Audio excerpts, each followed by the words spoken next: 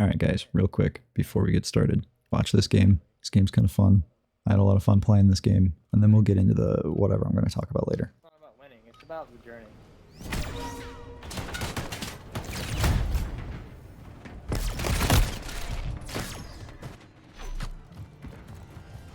I just don't understand what they got scared about.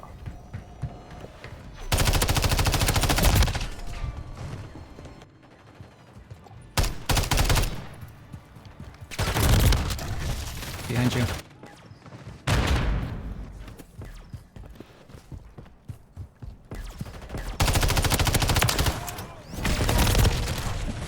How did that not hit you? Where did that bolt go? I need to see. Damn, bro. Dude, it went right over your fucking shoulder.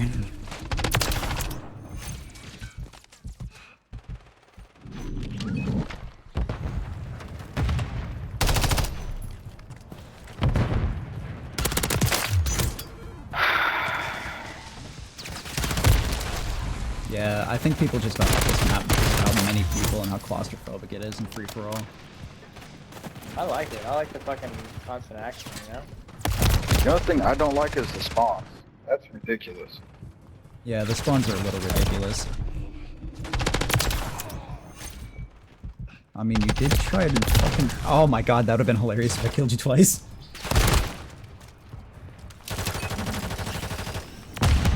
Gotcha.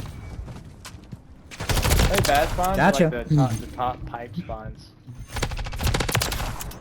See, like I hate getting spawned in to a fucking pipe, bro. Like, come on. My fucking god. Sorry, bud.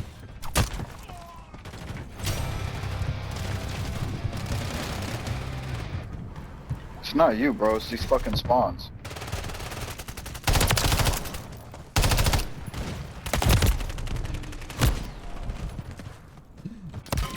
I do that so many times. I'll just jump up and I'm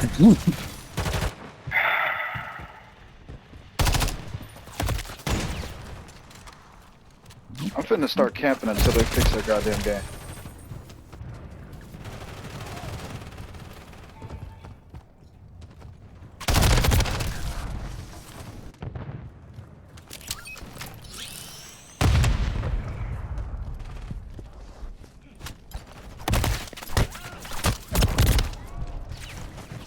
See, bro, there's 3 fucking people down there spawning, all in the same goddamn spot.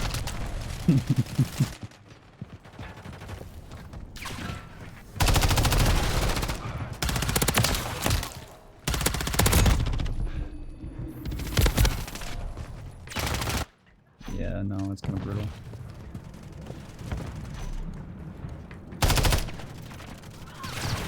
That's just fucking ridiculous. Yep.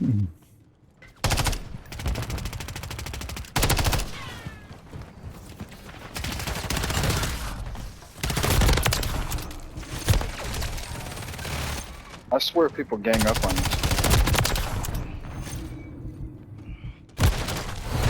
Damn it. Good Damn, shit. Squall? Good shit, Squall. Squall with the big dick? Yes, sir. Hey, GG's, boys. I was trying to win, Squall, you fuck.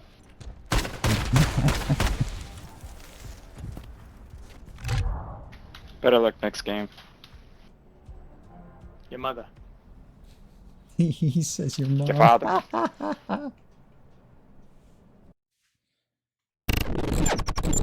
Today, we're going to be talking about something a little bit doomerish, but in the 1970s, the world was facing an unprecedented crisis. The population was growing at an alarming rate, and natural resources were being depleted at an unsustainable pace. It was in this context that a group of scientists at MIT came up with a doomsday scenario that predicted the fall of society at some point in the near middle of the 21st century. Using a system dynamics model that was published by the Club of Rome, the scientists were able to identify the limits of growth and the forecast of the potential collapse of the global economy and, more importantly, the ecology.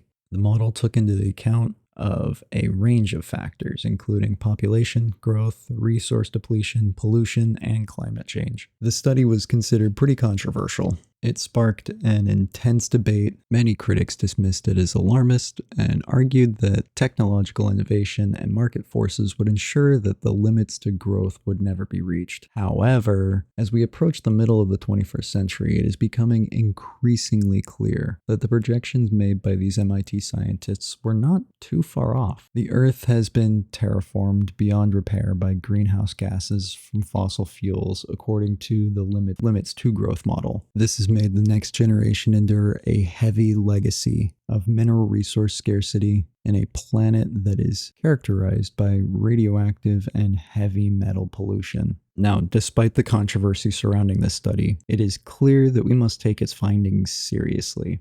If we are to avoid catastrophic collapse of society, the new analysis suggests that the projections have been on track so far, and that we must act urgently to address the root causes of this crisis. One solution to this crisis is the development of sustainable technologies and equitable human development. This means investing in renewable energy, reducing our dependence on fossil fuels, and promoting sustainable agriculture and forestry practices. It also means ensuring that everyone has access to basic human needs, such as clean water, food, and healthcare, which is never going to fucking happen. Let me be clear. In all reality, the resources that are given to people that aren't earned, that aren't learned, go wasted every single time. The looming threat of global societal collapse has been a topic of concern for many, many years. The predictions of such a catastrophe have been made by experts in the field. In this 1972 report, MIT predicted that the world would face catastrophic collapse by 2040. Looking closer at this limit to growth model, this suggests that the world population, industrial output, food, and resources will rapidly decline. In this scenario, the 2100s will be comparable to the 1900s in terms of societal development. The thing that everybody's pointing to right now is sustainable technologies, and they say that there's a way to prevent this doomsday scenario. We just need sustainable technologies. We need renewable energy like wind and solar. Solar's fine, wind not so much. They keep saying that we need to reduce our reliance on fossil fuels to decrease greenhouse gases, but that doesn't help us get food on the table. That doesn't help get products across an ocean. Sustainable technologies alone are not enough to prevent a global collapse. Do you see any commercial electric boats out there? You don't, because the ones that are, their electricity comes from a nuclear generator. You don't see cargo ships out there with giant arrays of solar panels so they can get across the ocean. That's not how that works. You don't see big old cables getting plugged into boats at ports so that they can charge up and get ready to go on their next adventure. That's not how it goes. You fill your boat up with diesel or whatever fuel you're using and you go on your merry way. Sure, we can talk about the sustainability of these new and novel products, but they're still not in use. Just because something is in production does not mean that it is getting used properly or that will ever be used in a specific industry. You're not going to convince every farmer across the entire world to A, switch all of their equipment over to, say, an electric tractor, right? One, you're not going to get them to pay for it. And two, they're not going to have the infrastructure to be able to support all of these new electronic devices on their farm out in the middle of nowhere. And then you'd turn to somebody and they'd say, oh, but just have them put up solar panels and then put a charger in. That's all money. That all costs money.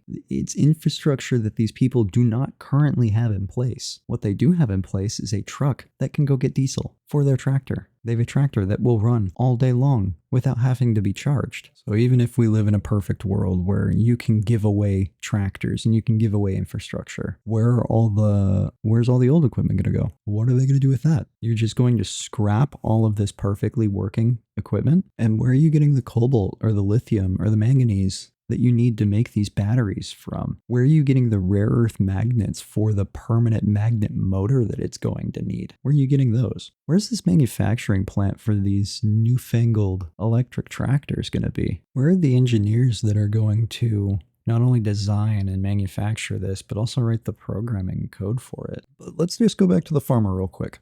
Let's say his theoretical tractor has a 200 kilowatt hour battery. And it came with its standard 12 amp charger. And he says, oh boy, I got one of them dryer outlets in my garage. Let me go plug that thing in. If we do the math real quick, 220 volts times 12 amps is 2,640 watts. And we have a battery that is 200,000 watt hours. So we are dividing that by 2,640. We get 75.76 hours. And that is just the math. There's no charging curve. That is straight start to finish. So to run this man's tractor for 1 day, he would need to charge it for 3. Now you could go through and get a higher powered charger, but again, that's infrastructure. I'm talking about something that somebody would buy that is commercially available, that you would plug into a 220 volt outlet that most houses in the US have, and some even have them in the garage, but it would not be enough for a job. You would need to have specific things put in place for these machines to be able to function properly.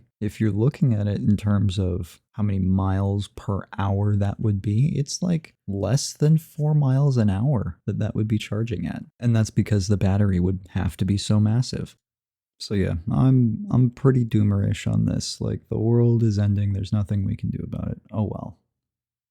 Everything that they're trying to do to change the environment for the better is not going to work. It's all Ponzi schemes for them to take more money. At the end of the day, that's all it is. It's a full collapse.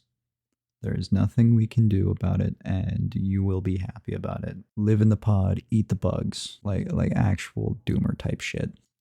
I'm just waiting for the government mandate to come out that's going to say that farming's illegal, that it's too bad for the environment, you can't do it. Because you know they're going to come up with a way to circumvent people and their ability to acquire food. At the end of the day, what I'm reading from these papers and from these articles and messages that these journalists and scientists are giving us is that we are the problem. The real solution is to get rid of us, the people, because we take up too much resources. Sustainable foraging and farming practices aren't going to get us anywhere if it becomes illegal to do so. And the way they're going to make it illegal, or they're going to give fines to anybody who's operating machinery that isn't electric or government mandated. It seems that every law, every rule, everything that has been put in place in the past 10 years has been about either surveillance or corporate power or reforming the people, whether that be quote unquote democratically, socially engineered, or financially. Maybe that one was by removing the dollar from being backed by gold, an actual asset, instead of being backed by itself. You know what, screw it, whatever. I'm done. I'm too angry to finish this. Yeah, I'm tired. I'm tired of all of this. It's so dumb. I wish that we could have true independence. Yeah. Something like that. I don't know, man. This is Warm Sponge. Just trying to make sense of the world. I'm signing out. Peace.